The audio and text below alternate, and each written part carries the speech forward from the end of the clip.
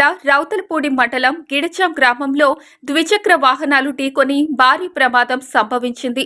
ఈ ప్రమాదంలో తేటగుంట గ్రామానికి చెందిన ఇద్దరు యువకుల కాళ్లకు తీవ్ర గాయాలయ్యాయి. అదే క్రమంలో ములగపూడి గ్రామానికి చెందిన వ్యక్తి స్వల్ప గాయాలతో బయటపడడం జరిగింది.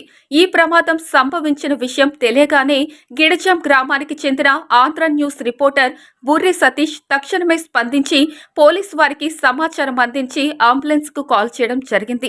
ప్రమాదంలో క్షతగాత్రులైన ముగ్గురు యువకులను తన మిత్రులు పడాల శేఖర్, సోమిరెడ్డి కోసరాజు, తంతపురెడ్డి శివ, మడగల మణికంఠ సహాయంతో హుటాహుటిన అంబులెన్స్ లో తుని గవర్నమెంట్ హాస్పిటల్ తరలించడం జరిగింది.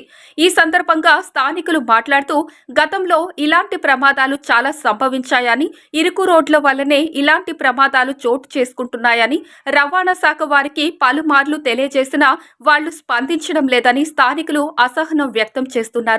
దీనిపై ప్రభుత్వం వెంటనే స్పందించి తగు చర్యలు చేపట్టవలసిందిగా స్థానికులు కోరుతున్నారు.